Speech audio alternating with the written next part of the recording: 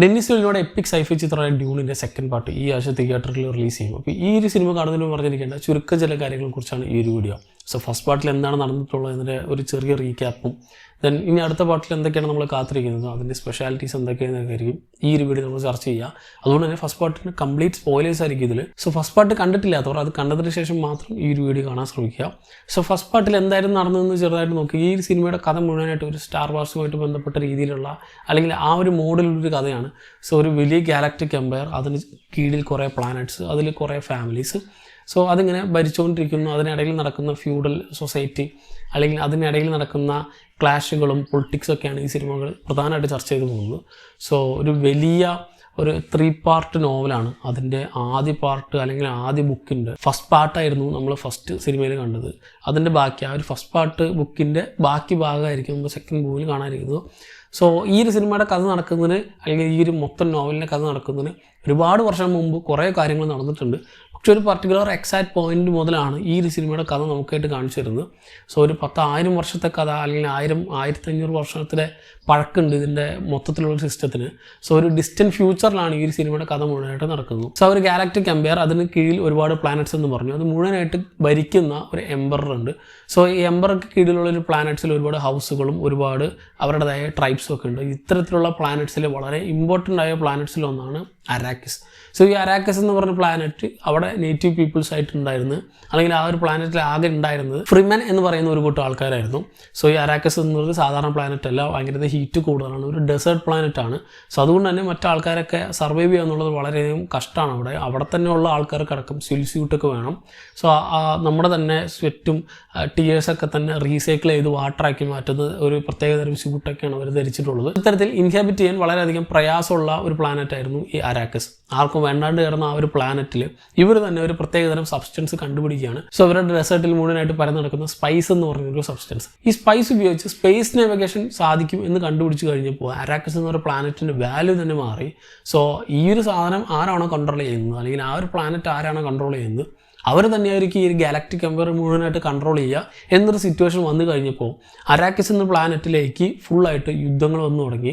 ബാക്കിയുള്ള എല്ലാ ഫാമിലീസും എല്ലാ പ്ലാനറ്റിലുള്ള ആൾക്കാരും തന്നെ ഇൻവേഡ് ചെയ്ത് ഇത് കൺട്രോൾ ചെയ്യാൻ വേണ്ടി ശ്രമിക്കുന്ന സമയത്ത് എംപയർ മുഴുവനായിട്ട് ഇതിന് കൺട്രോൾ ഏറ്റെടുക്കുകയും അവരെ ഏർപ്പാടാക്കുന്ന ആൾക്കാർ മാത്രം ഈ ഒരു അരാക്കസ് എന്ന പ്ലാനറ്റിൽ വന്ന് സ്പൈസ് ഹാർവെസ്റ്റ് ചെയ്ത് പുറത്തേക്ക് കൊണ്ടുവരിക എന്ന രീതിയിലാണ് ഇപ്പോൾ ഈ സിനിമയുടെ കഥ നടക്കുന്നത്. സോ അവിടെ ഉണ്ടായിരുന്ന നേറ്റീവ് പീപ്പിൾസായ ഫ്രീമൻ കുറേ കാലമായിട്ട് ഇവർ ഇത് ഈ കഷ്ടം അനുഭവിച്ചുകൊണ്ടിരിക്കുകയാണ്. പല ആൾക്കാർ വന്നും പോയി ഇവരുടെ നേച്ചത്തേക്കാണ് എല്ലാവരും വന്ന് കയറിക്കൊണ്ടിരിക്കുന്നത്. സോ അവിടുത്തെ ഫ്രീമൻസ് ഇപ്പോൾ വളരെ ചുരുക്കം മാത്രമേ ഉള്ളൂ. എല്ലാവരും തന്നെ ഒളിഞ്ഞ് വളരെ ലിമിറ്റഡ് ആൾക്കാർ മാത്രമാണ് സെപ്പറേറ്റ് ആയിട്ട് ഒരു റിബിൾസ് പോലെ അവിടെ ജീവിക്കുന്നതെന്ന് പറയാം. സോ ഇപ്പോൾ ഈ സിനിമയുടെ കഥ തുടങ്ങുന്ന സമയത്ത് എംപയർ ഏർപ്പാടാക്കിയിട്ടുള്ളത് ഹാർക്കനൻ എന്ന് പറഞ്ഞൊരു ഫാമിലിയാണ്. ഗിഡിസ് പ്രൈം എന്ന് പറഞ്ഞൊരു പ്ലാനറ്റിലുള്ള ഒരു കൂട്ടം ആൾക്കാരായിരുന്നു ഹാർക്കൻസ്. വളരെയധികം ബ്രൂട്ടലായിട്ടുള്ള ആൾക്കാരാണ്.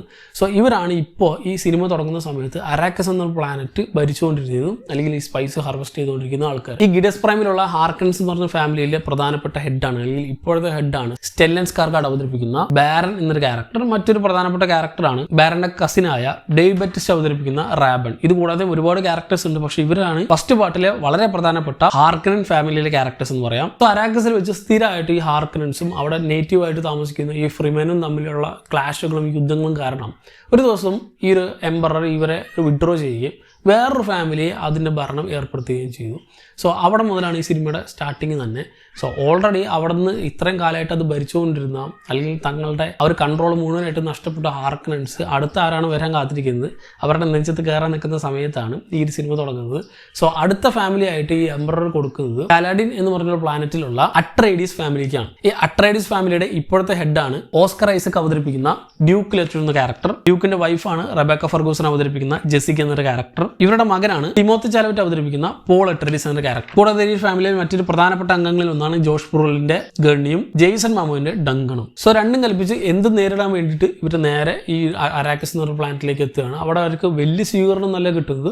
പക്ഷേ അവിടെയുള്ള ഒരു ഫാമിലിയിലുള്ള ആൾക്കാർക്ക് അല്ലെങ്കിൽ അവിടെയുള്ള ആ നേറ്റീവ് പീപ്പിൾസിനൊക്കെ തന്നെ തങ്ങളെ രക്ഷിക്കാനായിട്ട് ഒരു മിശിഹ രൂപത്തിലുള്ളൊരു ക്യാരക്ടർ വരും എന്ന് കുറേ കാലമായിട്ട് അവരുടെ സൂപ്പർസ്റ്റിഷൻ ഉണ്ട്. സോ ആ ഒരു ക്യാരക്ടറായിട്ട് ഇവർ കൺസിഡർ ചെയ്തിട്ടുള്ളത് ഇവരുടെ രണ്ടുപേരും അല്ലെങ്കിൽ അട്രൈഡീസ് ഫാമിലിയിൽ പ്രധാനപ്പെട്ട അടുത്ത അംഗമായ പോൾ അട്രൈഡീസ് എന്ന ടിമോത്തി ചാലവറ്റ് അവതരിപ്പിക്കുന്ന ക്യാരക്ടറാണ്. സോ പോളിന് ഇപ്പോൾ തന്നെ ഒരു മിശിഹ സെറ്റപ്പ് ഉണ്ട്. ആ ഒരു ക്യാരക്ടർ വന്ന് തങ്ങളെ രക്ഷിക്കും എന്ന് തന്നെയാണ് ഫ്രീമാൻസ് ഇപ്പോഴും വിശ്വസിക്കുന്നത്. കൂടാതെ പോളിൻ്റെ അമ്മയെ ജെസിക്കയ്ക്കും ഒരുപാട് മിസ്റ്ററി ഉണ്ട്. ആ ഒരു ക്യാരക്ടർ ആരാണെന്ന് ഫുള്ളായിട്ട് ഇതൊരു റിവീൽ ചെയ്തില്ല. അതിനെപ്പറ്റി പറഞ്ഞാൽ ഒരുപാട് സ്പോയിലേഴ്സ് ആവും. ആ ഒരു ക്യാരക്ടർ ഇതിനു മുമ്പ് ചെയ്തു വെച്ചിട്ടുള്ള കുറേ കാര്യങ്ങളുണ്ട്, ഇനി ചെയ്യാൻ പോകുന്ന കുറേ കാര്യങ്ങളുണ്ട്. പക്ഷേ ഈ ഒരു സിനിമയിൽ പർട്ടിക്കുലർ ആയിട്ട് ആ ഒരു ക്യാരക്ടറിന് ഒരു മിസ്റ്ററി ഉണ്ട്. വളരെ പ്രധാനപ്പെട്ട ക്യാരക്ടേഴ്സിൽ ഒന്നാണ് എന്ന് മാത്രമാണ് ഈ ഒരു സിനിമയിൽ പറഞ്ഞു വെച്ചിട്ടുള്ളൂ. അത്ര തന്നെ നമുക്കും പറഞ്ഞു നിർത്താം. സോ ഈ അട്രഡീസ് ഫാമിലി വരുന്നു, അവർ ഭരണം ഏറ്റെടുക്കുന്നു. അത് കഴിഞ്ഞ് നേരെ അവർ ആദ്യം തന്നെ ചെയ്യുന്നത് ഈ ഫ്രിമനുമായിട്ടുള്ള ഒരു ഒത്തുതീർപ്പിലാണ്. സോ ഈ അട്രഡീസ് ഫാമിലിയിലെ വളരെ പ്രധാനപ്പെട്ട അംഗങ്ങളിൽ ഒന്നായിരുന്നു ജെയ്സൺ മാമോ അവതരിപ്പിക്കുന്ന ഡങ്കൺ എന്നൊരു ക്യാരക്ടർ. നമ്മുടെ പോളിന്റെ ഒരു അങ്കിളായിട്ട് വരും ഈ ഒരു ക്യാരക്ടർ. സോ ഈ ഒരു ക്യാരക്ടർ കഴിഞ്ഞ കുറച്ച് കാലങ്ങളായിട്ട് ഈ ഒരു ഫ്രീമൻ ഗ്രൂപ്പിന്റെ ഒപ്പം തന്നെയായിരുന്നു താമസിച്ചുകൊണ്ടിരുന്നത്. അവരുടെ ആചാരങ്ങളും കസ്റ്റംസ് ഒക്കെ തന്നെ ഈ ഒരു ക്യാരക്ടറിന് മനസ്സിലായി. ഈ ഒരു ഫ്രീമനും അട്രഡീസും ആയിട്ട് ഒരുമിച്ച് പോകാൻ വേണ്ടി അല്ലെങ്കിൽ ഫ്രീമൻസിനെ സംരക്ഷിക്കാൻ വേണ്ടിയിട്ടൊക്കെ തന്നെയാണ് ഈ ഒരു അട്രഡീസ് ഫാമിലി ഇറങ്ങി തിരിച്ചിട്ടുള്ളത്. അതിന്റെ ഇനീഷ്യൽ ഇന്റൻഷൻസ് എന്തൊക്കെയാണെന്നുള്ളത് ഓൾറെഡി ഈ ഒരു ഡ്യൂക്ക് തന്റെ ഇനീഷ്യൽ സീനുകളിൽ തന്നെ കാണിക്കുന്നുണ്ട്.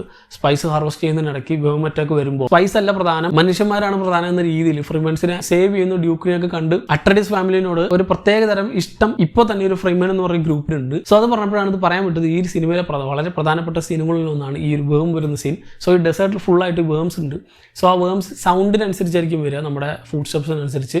സോ സാധാരണ നടക്കുന്നത് പോലെ ആ ഒരു വേം ടെറിട്ടറിയിൽ നടക്കാൻ പറ്റില്ല. ഒരു പ്രത്യേകതരം ഡാൻസ് ലൈക്ക് മോഷനൊക്കെ ഉണ്ട്. അത് ഈ ഫ്രീമൻസിനൊക്കെ നന്നായിട്ട് അറിയാം, അത് ഇവർക്ക് പറഞ്ഞു കൊടുക്കുന്നുണ്ട്. സോ ഈ വേംസ് വരുന്നത് തന്നെയായിരുന്നു സിനിമയിലെ ഏറ്റവും വിഷ്വലി സ്റ്റണ്ണിങ് ആയിട്ടുള്ള സീൻ. അതിന് മുമ്പിൽ ബാക്കിയുള്ളവർ നിൽക്കുമ്പോൾ ഉറുമ്പിൻ്റെ പോലും അത്രയും വലുപ്പമില്ലാത്ത രീതിയിൽ അത്രയും വലിയ ഗ്രാൻഡ് സ്കെയിലായിരുന്നു ഇത് ചെയ്തുകൊണ്ടിരുന്നത്. സോ ഇനീഷ്യലിയുള്ള ഈ സീക്വൻസുകൾക്ക് ശേഷം ഡയറക്റ്റ് ആയിട്ട് വന്ന് ഹാർക്കനൻസ് ഇവരെ ഒന്ന് അറ്റാക്ക് ചെയ്യാണ്, അല്ലെങ്കിൽ ആംബുഷ് ചെയ്യാണ്. ആംബുഷ് ചെയ്യുന്ന സമയത്ത് വളരെ ചുരുക്കം ആൾക്കാർ മാത്രമേ അതിൽ നിന്ന് രക്ഷപ്പെടുന്നുള്ളൂ. അങ്ങനെ രക്ഷപ്പെടുന്ന കുറച്ച് ക്യാരക്ടേഴ്സാണ് പോളും തന്റെ അമ്മയും, കൂടാതെ ഡങ്കൺ എന്നൊരു ക്യാരക്ടർ. പിന്നെ ഡ്യൂക്കിനെ അവർ പിടിച്ചു തടവിലാക്കി, ഗേണിയെ കാണാനില്ല. ഇങ്ങനത്തെ കുറച്ച് സിറ്റുവേഷൻസ് വെച്ചിട്ടാണ് ഈ ഒരു സിനിമ മുന്നോട്ട് പോകുന്നത്. ഈ ഹാർക്കനൻസിന്റെ കയ്യിൽ നിന്ന് ഒരു തരത്തിൽ രക്ഷപ്പെടുന്ന പോളും ജെസിക്കയും എങ്ങനെയൊക്കെയോ ഡങ്കണിന്റെ കയ്യിൽ പെടും. അങ്ങനെ ഡങ്കൺ ഇവരെ രക്ഷിക്കും. പക്ഷെ അതിനിടയിൽ വെച്ച് ഡങ്കൺ മരിക്കും. അത് കഴിഞ്ഞ് പോളും ജെസിക്കയും കൂടി നേരെ ഫ്രീമൻസിനെ കാണാനുള്ള ഒരു യാത്ര തുടങ്ങുകയാണ്. അതിനിടയിൽ ഡ്യൂക്കിന്റെ ഇന്റർഗേഷൻ ഒക്കെ ഉണ്ട്. പക്ഷെ ആ സമയത്ത് നല്ലൊരു ചിമിട്ടപ്പണി കൊടുത്തിട്ട് ഡ്യൂക്ക് സൂയിസൈഡ് ചെയ്യും. ചിത്രത്തിൽ അട്രഡീസ് ഫാമിലിയിൽ ആകെ ബാക്കിയുള്ളത് ജെസിക്കയും പോളും മാത്രമാണ്. പിന്നെ ഈ സിനിമ മുഴുവനായിട്ട് കോൺസെൻട്രേറ്റ് ചെയ്തത് ഈ ഒരു ജെസിക്കയും പോളും കൂടി നടത്തുന്ന ജോണീസ് ആയിരുന്നു, അല്ലെങ്കിൽ അവരുടെ ആ ഒരു അഡ്വഞ്ചറാണ്. അവർ ഈ വേം ടെറിട്ടറിയിലൂടെ എങ്ങനെയൊക്കെയോ ഫ്രീമൻസിന്റെ അടുത്തേക്ക് എത്തുകയാണ്. അതിനിടയിൽ ഒരു വേമിന്റെ കയ്യിൽ നിന്ന് കഷ്ടിച്ച് അവർ രക്ഷപ്പെടുന്ന ഒരു സീക്വൻസ് ഒക്കെ ഉണ്ട്. അത് കഴിഞ്ഞ് നേരെ ഫ്രീമൻസിന്റെ അടുത്തേക്ക് എത്തി ഒരു ചെറിയ 1-on-1 ഡുവൽ കഴിഞ്ഞ് ഈ ഫ്രീമൻസിന്റെ കൂടെ അവർ പിന്നീട് പോകുന്നത് കാണിച്ചുകൊണ്ടായിരുന്നു ഈ സിനിമ നിർത്തിയത്. ഇതിനിടയിൽ സ്ഥിരമായിട്ട് ഈ പോൾ അട്രഡീസ് എന്നൊരു ക്യാരക്ടർ വന്നുകൊണ്ടിരുന്ന ഡ്രീം ഉണ്ടായിരുന്നു. ആ ഒരു ഡ്രീമിൽ മുഴുവനായിട്ട് കാണുന്നത് ഈ ചാന എന്ന സെൻഡെ അവതരിപ്പിക്കുന്ന ഒരു ക്യാരക്ടറാണ്. സോ ഫ്രീമൻസിലെ പ്രധാനപ്പെട്ട അംഗങ്ങളിൽ ഒന്നാണ് ഈ ഒരു ചാന എന്നൊരു ക്യാരക്ടർ. കൂടാതെ അവരുടെ ഇപ്പോഴത്തെ ഹെഡാണ് ജേവിയർ ബോർഡ് അവതരിപ്പിക്കുന്ന സ്റ്റിൽഗാർ എന്നൊരു ക്യാരക്ടറും. സോ സിനിമയുടെ പല പല സീക്വൻസുകളിലായിട്ട് ഒരുപാട് സമയത്ത് ഇങ്ങനെ ടീസ് ചെയ്ത് പോയിട്ടുള്ള ചാന എന്നൊരു ക്യാരക്ടറിന് ജസ്റ്റ് വളരെ ചുരുക്കം സ്ക്രീൻ പ്രസൻസ് മാത്രമാണ് ഫസ്റ്റ് സിനിമയിൽ കൊടുത്തിട്ടുള്ളൂ. അടുത്ത സിനിമയിലായിരിക്കും കൂടുതലായിട്ട്, അല്ലെങ്കിൽ സെക്കൻഡ് പാർട്ടിലായിരിക്കും കൂടുതലായിട്ടുള്ള റോള് ഈ ഒരു ചാന എന്നൊരു ക്യാരക്ടറിന് കിട്ടാൻ പോകുന്നത്. സോ ഇത്രയും കാര്യങ്ങൾ കാണിച്ച് മാത്രമാണ് ഫസ്റ്റ് സിനിമ അവസാനിപ്പിച്ചിട്ടുള്ളതും. എന്താണ് നടന്നതെന്നുള്ള, അല്ലെങ്കിൽ എന്താണ് ഈ സിനിമയുടെ യഥാർത്ഥ പ്ലോട്ട് എന്നുള്ളത് സെക്കൻഡ് മൂവിയിലായിരിക്കും നമ്മൾ കാണാൻ പോകുന്നത്.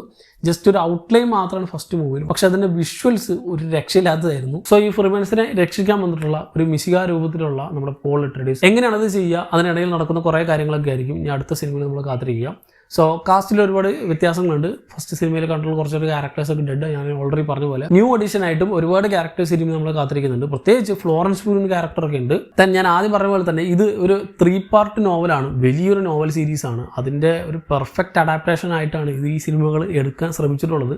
അതിലെ ആദ്യ ബുക്കിൻ്റെ ഫസ്റ്റ് പാർട്ട് മാത്രമാണത്. സോ ഫസ്റ്റ് ബുക്കിൻ്റെ ഒരു ബാക്കി പകുതിയാണ് ഈ സെക്കൻഡ് മൂവിയിൽ നമ്മൾ കാത്തിരിക്കുന്നത്. അത് ആ ഒരു ഫസ്റ്റ് ബുക്ക് തന്നെയാണ് ഒരു 2 പാർട്ട് മൂവിയായിട്ട് ഇവർ ഇറക്കാൻ ഉദ്ദേശിച്ചിട്ടുള്ളത്. സോ ഒരു 1-2 മൂവിക്കല്ല, ഒരു മൊത്തത്തിലൊരു 5-6 മൂവിയാണ് ഇവർ പ്ലാൻ ചെയ്തിട്ടുള്ളത്. പക്ഷേ ആദ്യ സിനിമ സക്സസ് ആയാൽ മാത്രമേ സെക്കൻഡ് നടത്തുള്ളൂ എന്നൊരു പ്ലാനായിരുന്നു വാറൻ ബ്രോസ് ആദ്യം ചെയ്തുകൊണ്ടിരുന്നത്. അതുകൊണ്ട് അല്ലെങ്കിൽ ആ രീതിയിലാണ് ഒരു ഫസ്റ്റ് മൂവി എടുത്തത്. പക്ഷേ ഫസ്റ്റ് മൂവി ചെയ്തപ്പോൾ തന്നെ ഒരുപാട് വിഷയങ്ങളുണ്ടായിരുന്നു. ആ സമയത്ത് കോവിഡ് വന്നു. ദെൻ ആ സമയത്താണ് HBO Maxിലൂടെ സൈമിൾട്ടേനിയസ് റിലീസ് ചെയ്യാൻ എന്നൊരു തീരുമാനിച്ചത്. സോ അതിൽ ഒരുപാട് ഇഷ്യൂസ് ഉണ്ട്. ലോകത്തുള്ള എല്ലാ ഡയറക്ടേഴ്സും അതിനോട് എതിർക്കുകയും ചേർന്ന് നിൽക്കുകയൊക്കെ തന്നെ ചെയ്തിട്ടുണ്ടായിരുന്നു. നമ്മൾ ഈവൻ ക്രിസ്റ്റഫർ നോളൻ അടക്കം ഈ വിഷയങ്ങളിലൊക്കെ തന്നെ ഇൻവോൾവ് ആയിട്ടുണ്ടായിരുന്നു. സോ ഡെന്നിസ് വില്ലിവിനോ ഈ ഒരു വലിയ എപ്പിക് സ്ക്രീനിന് വേണ്ടിയിട്ടാണ് ഈ ഒരു സാധനം ഒരുക്കിയിട്ടുള്ളത്, ഒരു IMAX സ്ക്രീനിന് വേണ്ടിയിട്ട് തന്നെ.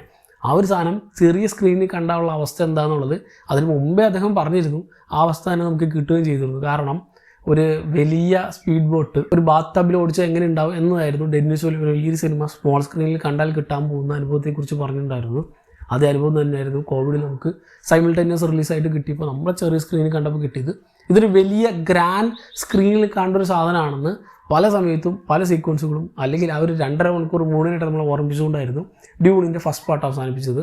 സോ ഫസ്റ്റ് പാർട്ട് ഇപ്പോഴും റീവാച്ച് ചെയ്യുമ്പോഴും നമുക്ക് ആ കിട്ടുന്ന ഒരു ഫീൽ ഇതൊരു വലിയ സ്ക്രീനിൽ കാണും എന്നുള്ളതാണ്. ആ ഒരു അവസരമാണ് സെക്കൻഡ് മൂവി നമ്മളിപ്പോൾ കാത്തിരിക്കുന്നത്. കംപ്ലീറ്റ്ലി ഐമാക്സിൽ ഷൂട്ട് ചെയ്തിട്ടുള്ളൊരു മൂവിയാണ് സെക്കൻഡ് പാർട്ടും. സോ ഫസ്റ്റ് പാർട്ടിലെ അതേ ടീം അതേ ക്രൂ അവരൊക്കെ തന്നെയാണ് ഈ സെക്കൻഡ് പാർട്ടിലേക്ക് വരുന്നത്. ഒരു വ്യത്യാസവും ഇല്ല. ഗ്രിഗ് ഫിക്സറാണ് സിനിമാറ്റോഗ്രഫി ചെയ്തിട്ടുള്ളത്, ഹാൻസ് സിമ്മറുടെ മ്യൂസിക്കാണ്. സോ ഈ സാധനമൊക്കെ ആ ഒരു മൈന്യൂട്ടായിട്ടുള്ള കുറേ സാധനങ്ങൾ ഫസ്റ്റ് പാർട്ടിൽ ചെയ്തിട്ടുണ്ട്. പോരാതെ തന്നെ ഒരു കിഡിലും തിയേറ്റർ എക്സ്പീരിയൻസ് തന്നെയായിരിക്കും എന്ന് തന്നെയാണ് സെക്കൻഡ് പാർട്ടിൽ നിന്ന് പ്രതീക്ഷിക്കുന്നതും. കൂടാതെ ഡെന്നിസ് വില്ലവിനോടെ ഒരു ഡ്രീം പ്രൊജക്റ്റ് തന്നെയാണ് ഈ സിനിമ. ഇപ്പോൾ എങ്ങനെയാണ് ജെയിംസ് കാമറോൺ അവതാര സിനിമകൾ മാത്രം ഇപ്പോൾ എടുത്തുകൊണ്ടിരിക്കുന്നത്, അതുപോലെ തന്നെ ഡെന്നിസ് വില്ലവിന് ഇതൊരു ഒരു ഫുൾ ലെങ്ത് അല്ലെങ്കിൽ ഫുൾ സ്ട്രീം ആയിട്ട് ചെയ്യാനാണ് ഉദ്ദേശിക്കുന്നത്. അതിലിപ്പോൾ സെക്കൻഡ് മൂവി സക്സസ് ആയാൽ പിന്നെയും തേർഡ് മൂവിക്കുള്ള ചാൻസ് ഉണ്ട് എന്നൊക്കെയാണ് പറയപ്പെടുന്നത്. സോ അതിനുള്ള വർക്കുകൾ ഓൾറെഡി അയാൾ തുടങ്ങിക്കഴിഞ്ഞു. അതിൻ്റെ സ്റ്റോറി ബോർഡും റൈറ്റിംഗ് ഒക്കെ ഓൾറെഡി നടന്നു കഴിഞ്ഞു എന്നൊക്കെ പറയുന്നുണ്ട്. ഇപ്പോൾ ഫസ്റ്റ് മൂവി ഒരു വലിയ സക്സസ് ആയിട്ട് ഈവൺ HBO Maxൽ വ്യൂവർഷിപ്പ് വെച്ചിട്ട് മാത്രമാണ് സെക്കൻഡ് മൂവി ഇപ്പോൾ ഇവർ എടുത്തിട്ടുള്ളത്. സോ സെക്കൻഡ് മൂവി തിയേറ്ററിൽ വൺ ഹിറ്റ് ആയാൽ എങ്ങനെ പോയാലും തേർഡ് മൂവി ഉണ്ടാവും എന്നുള്ളത് തീർച്ചയാണ്. അതിനുള്ള ഒരു ഫണ്ട് അവർ ചെയ്യും, എങ്ങനെ പോയാലും ഇത് പ്രൊഡ്യൂസ് ചെയ്യുമെന്ന് ഓൾറെഡി പറഞ്ഞിട്ടുണ്ട്. കൂടാതെ ഇതുമായി ബന്ധപ്പെട്ടിട്ടുള്ള ഒരു TV സീരീസ് തന്നെ ഇവർ പ്ലാൻ ചെയ്യുന്നുണ്ട്. സോ ഇതൊക്കെ അല്ലെങ്കിൽ ഡ്യൂൺ എന്നൊരു ഫ്രാഞ്ചൈസി ഇവിടെ അവസാനിക്കുന്നുണ്ടാവില്ല. തീർച്ചയായിട്ടും അടുത്തുള്ള സാധനങ്ങൾ ഇനി വരും. ഒരു വലിയ കഥയാണ്. അതിലെ പ്രധാനപ്പെട്ട പ്ലോട്ടുകളൊക്കെ നമ്മളെക്കുറിച്ച് ഇനി വരുന്നുള്ളൂ. അടുത്ത ഡ്യൂൺ മിസ് ചെയ്യുക എന്നൊരു ബുക്കാണ് സെക്കൻഡ് ബുക്ക്. സോ അവർ സെക്കൻഡ് ബുക്കിലേക്ക് വരുമ്പോൾ ഇതിലെ കാര്യങ്ങളേ ആയിരിക്കില്ല. എൻ്റയർലി കുറേ ചേഞ്ചുകളുണ്ട്. ഒരു വേറെ ടോണിലായിരിക്കും ഈ സിനിമ പോകുന്നുണ്ടാവുക. അതൊരു ചെറിയ സ്പോയിലറാണ്, അത് ഞാൻ പറയുന്നില്ല.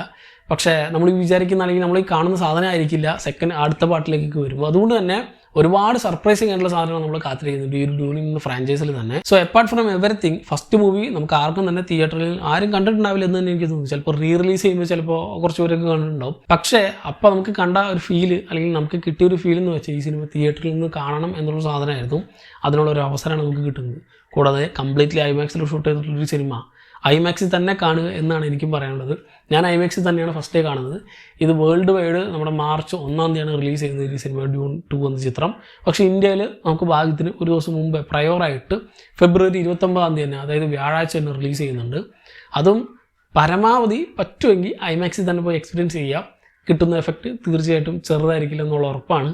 ഒരു ലൈഫ് ടൈം സിനിമാറ്റിക് എക്സ്പീരിയൻസ് ആയിരിക്കും. കാരണം മൂവി ഓഫ് ദി ഡെക്കേഡ് എന്നൊക്കെ പറയാൻ പറ്റുന്ന ഒരു സിനിമകളിൽ ഒന്നായിരുന്നു ഡ്യൂൺ. പോരാതെ തന്നെ ഇത്തരത്തിലുള്ള സിനിമകൾ വല്ലപ്പോഴൊക്കെ നമുക്ക് കിട്ടാറുള്ളൂ. അതുകൊണ്ട് തന്നെ ഒരിക്കലും ഈ സിനിമ OTTക്ക് ഒന്ന് വെയിറ്റ് ചെയ്യരുത്. ഇപ്പോൾ ഐമാക്സിൽ പറ്റിയില്ലെങ്കിലും ബാക്കിയുള്ള ജനറൽ തിയേറ്ററിലെങ്കിലും പോയിട്ട് ഈ സിനിമ എക്സ്പീരിയൻസ് ചെയ്യണം.